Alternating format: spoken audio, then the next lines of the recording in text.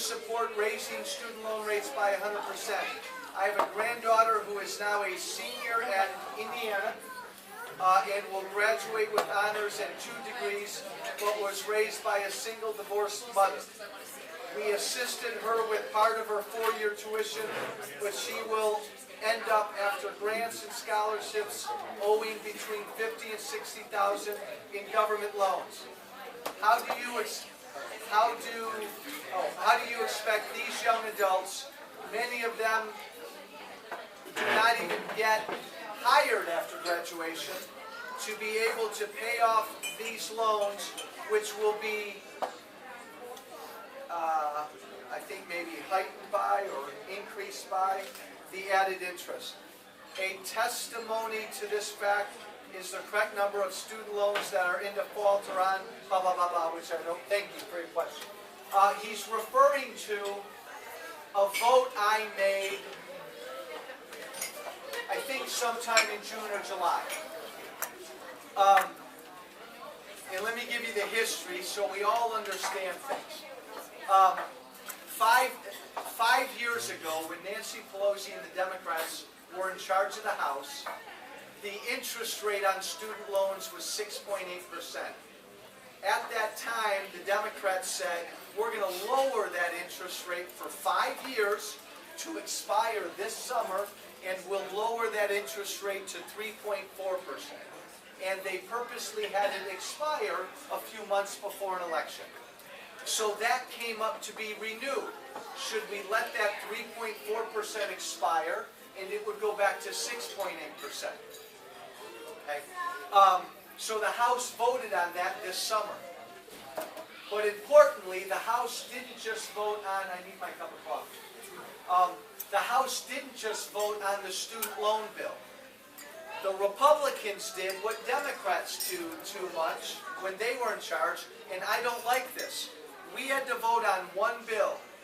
It was flood insurance, student loans, and transportation. And they put it all together in one big bill. So and I voted no. And one of the reasons I voted against that big bill is because I went to Washington to change the way Washington does things. And I told Speaker Boehner this. We should vote on the student loan bill all by itself. Amen. The transportation bill all by itself. And the flood insurance bill all by itself. And every member of Congress should be on record for where they stand on each one of those things. But my party didn't listen to me. We put it all together, and so I had to vote on that one big thing, and I voted no. On the student loan part, here's the deal. We just voted to keep the rates on student loans for 1 year at 3.4%. Won't impact your granddaughter. Was that your granddaughter? Won't impact her. This is only for new seniors who are getting student loans just for next year. The total cost was $6 billion, which is added to all of our tab, and we saved those new kids $7 a month in their student loan payment. So I said, well, to save a student $7 a month, and we're going to put $6 billion in debt on their heads and all of our heads, that's just not worth it. It's not the right thing to do. This country is broke. We're beyond broke. So for 1 more year, for new kids to decrease their loan payment by $7 a month, to add all of that debt to us, I thought was wrong. Here's part of the problem I have too. College tuition is really expensive, right? And then all the politicians say, oh, we have to make college more affordable. How can we keep tuition down? Well, your government keeps driving it up.